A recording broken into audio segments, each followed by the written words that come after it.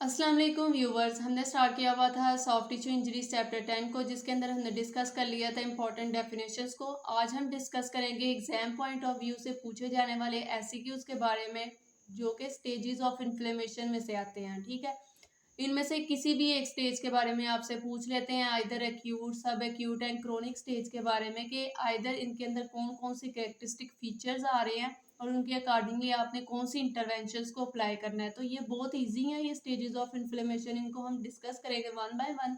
सबसे पहले हम डिस्कस कर लेते हैं सिवियरिटी ऑफ टिश्यू इंजरी में। ठीक है, बेसिकली हमें किस तरह हम असेस कर लेते हैं कि ये जो टिश्यू इंजरी हुई है सॉफ्ट टिश्यूज़ की, ये किस कदर सवियर है और इसके अकॉर्डिंगली हमने कौन कौन से इंटरवेंशंस को अप्लाई करना है। तो हम अपनी ईज के लिए हमने इनको 3 ग्रेड्स के अंदर डिवाइड कर लिया है। ठीक है, जिससे हमें पता चल जाता है कि किस कदर सवियर है इंजरी हुई है जो भी सॉफ्ट टिश्यूज़ की। तो बेसिकली आ जाती है, ग्रेडिंग को देख लेते हैं। ग्रेड 1 आ जाती है, ग्रेड 2 आ जाती है एंड ग्रेड 3 आ जाती है। ठीक है, ग्रेडिंग किसी भी चीज़ की तब की जाती है ताकि हम उसके अकॉर्डिंगली हमें इंटरवेंशन उसको मैनेज करने में आसानी हो। तो बेसिकली ग्रेड 1 तब होगी जब सॉफ्ट टिश्यू इंजरीज होगी और माइल्ड पेन आएगी। ठीक है, माइल्ड इंजरी हुई है, माइल्ड पेन आएगी और पेशेंट को रेस्ट में पेन ही होगी। जब वो एक्सर्शन करेगा या मूवमेंट करेगा तब उसको पेन फील होगी। और माइल्ड स्वेलिंग होगी। ठीक है, माइल्ड स्वेलिंग होगी और माइल्ड टेंडरनेस होगी पेशेंट को फील। तो उसको हम ग्रेडिंग कर देंगे ग्रेड 1 में। ठीक है, देन आ जाती है ग्रेड 2। ग्रेड 2 के अंदर क्या होगा कि मॉडरेट पेन होगी। ठीक है, इसका ना बहुत इंटरेस्टिंग है, इसमें ये आ जाता है कि पेशेंट जो है ना वो क्लिनिकली प्रेजेंट करेगा और हम उसको कहेंगे कि वो सिंपली हम ना उसकी रेंज ऑफ मोशन चेक करेंगे। ठीक है, तो वो पेशेंट जब रेंज ऑफ मोशन करेगा तो वो कहेगा कि मैं इससे फर्दर मूवमेंट नहीं कर पा रहा, मुझे पेन आ रही है। ठीक है, वो पेन की वजह से उसकी जो मूवमेंट रिस्ट्रिक्ट हो जाएगी ना, उसको हमें फ़ौरन डायग्नोज हो जाएगा कि इसको ग्रेड 2 सॉफ्ट टिश्यू इंजरी है। तो मॉडरेट पेन होगी और पेन क्या होगी, ऑन मूवमेंट पे होगी। ठीक है, हम फर्दर डायग्नोज करने के लिए क्या करेंगे, उसकी स्ट्रेस करेंगे, उसको उस एरिया पे स्ट्रेस देंगे और पल्पेशन करेंगे। ठीक है, तो उसकी वजह से क्या होगा, उसकी पेन इंक्रीज हो जाएगी। देन आ जाती है कि उसके अंदर अगर तो लिगामेंटस कोई इंजरी होगी। ठीक है, उसको अगर कोई भी लिगामेंटस इंजरी है तो इसका हमें कैसे आइडिया होगा। अगर तो लिगामेंटस इंजरी होगी तो उसकी जॉइंट मोबिलिटी इंक्रीज हो जाएगी। जॉइंट मोबिलिटी अब क्यों इंक्रीज होगी, क्योंकि उसके जो भी कोलेजनल स्ट्रक्चर्स है वो रप्चर हुए होंगे। ठीक है, तो उसकी वजह से क्या होगा कि जॉइंट की मोबिलिटी इंक्रीज हुई होगी। देन आ जाती है ग्रेड 3। ग्रेड 3 में क्या होगा, मोस्ट सीवियर। ठीक है, बहुत ज़्यादा सीवियर पेन होगी उस पेशेंट को। ठीक है, और सीवियर पेन क्यों होगी, क्योंकि कंप्लीट रप्चर हो जाएंगे उसके टेंडन एंड लिगामेंट्स। ठीक है, कोई भी सॉफ्ट टिश्यू होगा वो कंप्लीट उसकी रप्चरिंग हुई होगी, टेंडन एंड लिगामेंट रप्चर्स होंगे। ठीक है, और फर्दर हम जब स्ट्रेस देंगे या पल्पेशन करेंगे तो हम डिटेक्ट कर पाएंगे कि आइदर इसको कंप्लीट टीयर ही है। ठीक है, वो स्ट्रेस पल्पेशन से हमें पता चल जाएगा। और देन आ जाएगा कि जॉइंट इंस्टेबिलिटी होगी इस पेशेंट के अंदर। ठीक है, जॉइंट इंस्टेबिलिटी होगी। देन भी हमें पता चल जाएगा कि इस पेशेंट को क्या है, सीवियर इंजरी हुई है सॉफ्ट टिश्यूज की। हम डिस्कस कर लेते हैं स्टेजेस ऑफ इन्फ्लेमेशन। ठीक है, ये मोस्ट इम्पॉर्टेंट एससीक्यू है इस चैप्टर का। इसमें से किसी भी स्टेज में से पूछ लेते हैं आपसे कि स्टेज में क्या कैरेक्टरिस्टिक फीचर्स आ रहे हैं, इसकी क्या प्रिकॉशंस हैं और आपने किस तरह इसको मैनेज करना है। स्टेजेस ऑफ इन्फ्लेमेशन, और वाइवा में भी पूछा जाता है इनमें से। ठीक है, स्टेजेस ऑफ इन्फ्लेमेशन जो है ना, 3 स्टेजेस होती हैं बेसिकली। एक्यूट स्टेज होती है,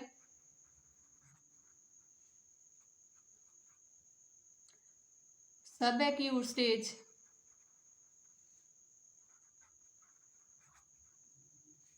and chronic stage.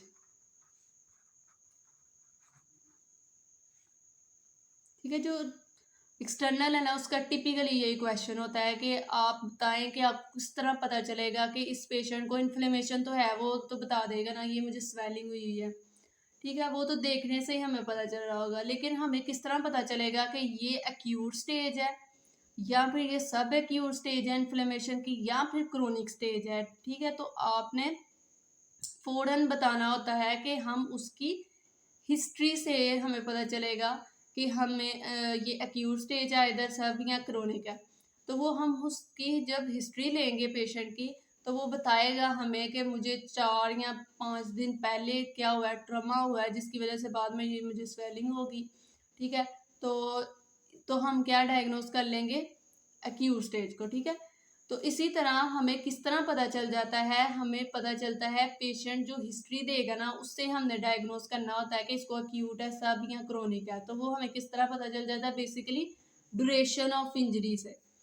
Acute stage जो होती है ना ये मोस्टली कब तक होती है, आइदर पेशेंट 3 4 5 डेज के बाद प्रेजेंट करता है, तो मोस्टली जो होता है ना पेशेंट प्रेजेंट करेगा अगर 1 वीक, ठीक है, पोस्ट इंजरी के बाद अगर पेशेंट आया आपके पास 1 वीक, उसको इंजरी हुई थी 1 वीक पहले और वो आया 1 वीक के बाद, ठीक है। तो उसमें क्या हुआ है कि उसको हम फौरन, एक तो वो ये भी बताएगा कि मुझे 1 हफ्ते पहले हुई थी ये इंजरी, ठीक है, या ट्रॉमा हुआ था, अचानक एक्सीडेंट हो गया था मेरा, ठीक है। तो वो ये सारी हिस्ट्री से हमें पता चल जाएगा।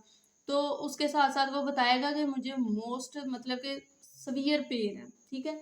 एक्यूट स्टेज में ना जो सबसे जो क्लिंचर आ जाता है ना इसमें, वो आ जाता है कि इसमें पेशेंट को सीवियर पेन हो रही होगी, और बेसिकली हमने सबसे पहले इसमें से मैनेज भी पेन को ही करना होता है एक्यूट स्टेज में, ठीक है। सब एक्यूट स्टेज में पेशेंट जो आएगा ना वो मोस्टली आएगा आफ्टर 3 वीक्स के बाद, ठीक है, आफ्टर 3 वीक्स के बाद आएगा। तो हमें पता चल जाएगा कि इस टाइम इसमें सब एक्यूट स्टेज चल रही है इन्फ्लेमेशन की। देन आ जाता है अगर वो ग्रेटर देन 3 वीक्स में, अगर 3 वीक्स के बाद प्रेजेंट किया है तो उसको हम कहेंगे क्रोनिक स्टेज है, ठीक है, वो क्रोनिक की कैटेगरी में आ जाएगी। तो सबसे पहले हम डिस्कस कर लेते हैं कि बेसिकली एक्यूट स्टेज में क्या हो रहा होता है, ठीक है। तो हम एक्यूट स्टेज की करेक्टरिस्टिक्स को डिस्कस कर लेते हैं और थोड़ी इसकी पैथोफिजियोलॉजी को भी, ठीक है। एक्यूट स्टेज के अंदर बेसिकली क्या हो रहा होता है कि सडन कोई भी ट्रॉमा हुआ है और हमारी बॉडी के अंदर इधर वो पैथोजन चली गई है या फिर कोई भी मैकेनिकल किसी भी टाइप का कोई भी स्ट्रेस ट्रॉमा हो गया, ठीक है।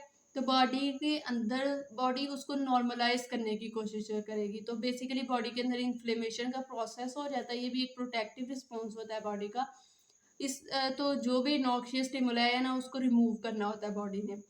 तो एक्यूट स्टेज के अंदर सबसे पहले क्या हो रहा है कि जो वेस्कुलर चेंजेस आ रही होती हैं, ठीक है, वेजल्स की परमिएबिलिटी वगैरह इंक्रीज हो रही होती है, और वेस्कुलर परमिएबिलिटी इंक्रीज होने की वजह से वहाँ मैक्रोफेजेस वो ये सारे, ठीक है, आपने पढ़ा ही होगा सारे कुछ, ये सारे जो सेल्स हो रही होती है ना ये वहाँ पे माइग्रेशन हो रही होती है, ठीक है।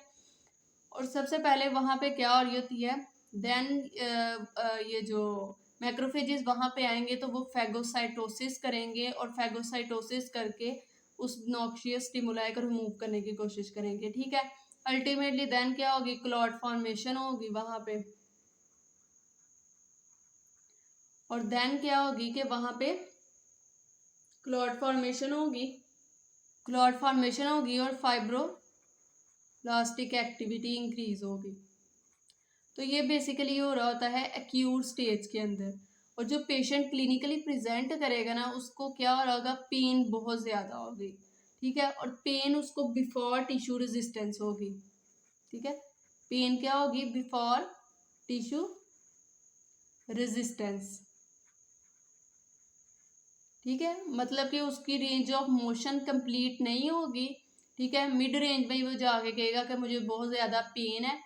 तो जो नेक्स्ट मोस्ट इम्पॉर्टेंट बात आ जाती है, क्योंकि ये एक्यूट स्टेज है, पेन बहुत हो रही है पेशेंट को और उसकी वजह से मूवमेंट रिस्ट्रिक्ट है, तो ये मैक्सिमम प्रोटेक्शन फेज होता है। इसके अंदर हमने पेशेंट को मैक्सिमम प्रोटेक्शन प्रोवाइड करनी होती है, ना कि हमने कोई सवियर अग्रेसिव उसको मूवमेंट करवानी है, ठीक है। तो कंट्रोल मोशन फेज में करवा रहे होते हैं हम, इसके अंदर प्रोटेक्शन हमने प्रोवाइड करनी होती है बस पेशेंट को, ठीक है। पहले में मैंने बताया आपको कि जो पेशेंट एक्यूट स्टेज में आएगा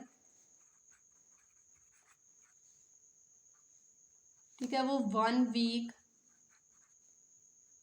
के अंदर अंदर प्रेजेंट करेगा या फिर 1 वीक के बाद।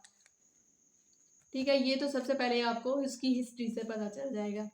देन आ जाएगा कि उस पेशेंट को पेन होगी सीवियर किस्म की, और पेन किस वजह से होगी, एडिमा की वजह से।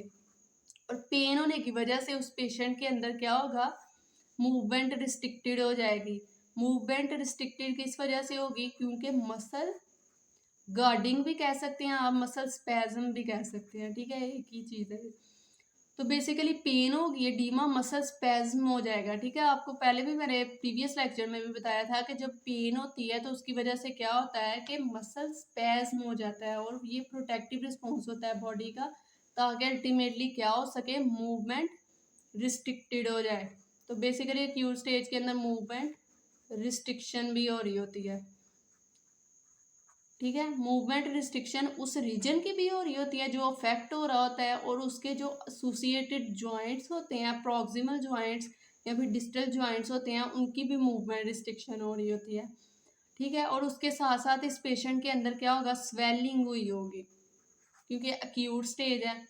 अब इन चीज़ों के बारे में आपको पता चल गया। अब इनके अकॉर्डिंगली आपने मैनेज करना है पेन को, एडीमा को, मसल स्पैज्म है, मूवमेंट रिस्ट्रिक्शन है, स्वेलिंग है। तो ये चीज़ें आपको पता होनी चाहिए कि बेसिकली एक्यूट स्टेज के अंदर क्या क्या लिमिटेशंस आ जाती हैं। ठीक है, देन हम डिस्कस कर लेते हैं एक्यूट स्टेज की प्रॉपर मैनेजमेंट के बारे में।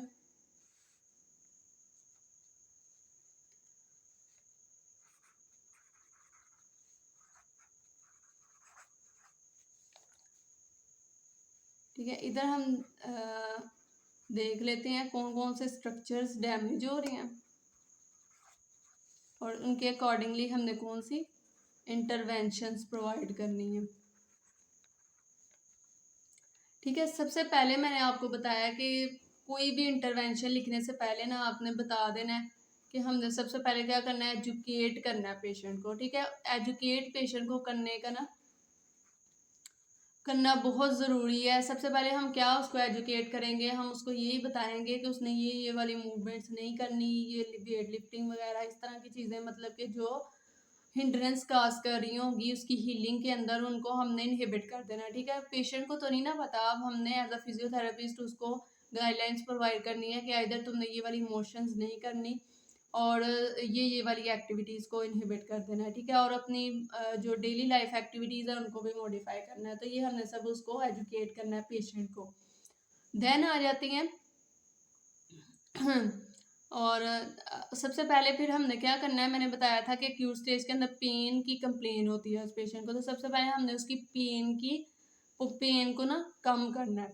तो सबसे पहले हम क्या करेंगे, उसके पेन को, ठीक है, पेन को हम किस तरह कम कर सकते हैं, जब हम उसके एडिमा को भी कम करेंगे। ठीक है, और उसके मसल स्पैज्म को भी। ठीक है, ये जो तीनों चीज़ें होती हैं ना, ये कॉम्बिनेशन में ही आ रही होती है। तो बेसिकली जो सबसे पहला प्रोटोकॉल होता है ना एक्यूट स्टेज के अंदर, क्योंकि मैक्सिमम प्रोटेक्शन प्रोवाइड करनी है, तो वो हम करते हैं, इसका निमोनिक है राइस। ठीक है, राइस से आपने याद रखना। राइस का क्या मतलब है, R for rest, I for icing करनी है हमने ताकि उसकी इन्फ्लेमेशन कम हो, सी फॉर क्या करना है, कंप्रेशन प्रोवाइड करनी है। ठीक है, कंप्रेशन स्टॉकिंग्स हम यूज़ करते हैं जिसकी वजह से क्या होता है, एडिमा उसका कम हो जाए। एंड देन हम क्या करते हैं, एलिवेशन। ठीक है, एलिवेशन करवाएंगे तो उसकी वजह से सर्कुलेशन इंप्रूव होगी और अर्ली हीलिंग हो जाएगी वुंड की। तो ये बेसिकली प्रोटोकॉल होता है राइस, इसको हम कहते हैं राइस प्रोटोकॉल, और ये आपने मस्ट लिखना है एक्यूट स्टेज के अंदर। ठीक है, और देन हमने क्या करना है, ये तो एडिमा के लिए हो गया, मसल ये कंप्रेशन स्टॉकिंग्स वगैरह ये सारा कुछ हमने कर लिया। ठीक है, पेन को अब हमने किस तरह इनहिबिट करना है, तो पेन के अंदर आपने पढ़ा होगा कि इसके अंदर हम क्या करते हैं, ग्रेड 1 एंड 2 ऑसिलेशंस प्रोवाइड करेंगे। ठीक है, तो ग्रेड 1 और जो 2 है ना, वो हम क्यों देते हैं, पेन रिलीव करने के लिए देते हैं। और ग्रेड 3 और 4 हम तब देते हैं जब हमने स्ट्रेचिंग करवानी हो। ठीक है। और पेन को रिमूव करने के लिए हम ग्रेड 1 और 2 ऑसिलेशंस प्रोवाइड करेंगे। ठीक है, जेंटली ऑसिलेशंस प्रोवाइड करेंगे। पेन, एडिमा और मसल स्पैज्म, ठीक है, जब ये हमारी चीज़ें कंट्रोल हो जाएंगी, पेन कम हो जाएगी उस पेशेंट की, तो अब हम क्या करेंगे, हम आहिस्ता आहिस्ता जो सॉफ्ट टिश्यूज डैमेज हुए हैं ना, उनकी मोबिलिटी और जॉइंट की इंटेग्रिटी को इंक्रीज करने की कोशिश करेंगे। तो हम क्या करेंगे, ताकि जो हमने रेस्ट है, मतलब कि मूवमेंट नहीं करवा रहे, रेस्ट प्रोवाइड किया हुआ है, उसकी वजह से एडहेजन्स वगैरह ना डेवलप हो जाए, तो हम क्या करेंगे, maintain soft tissue and joint integrity and mobility।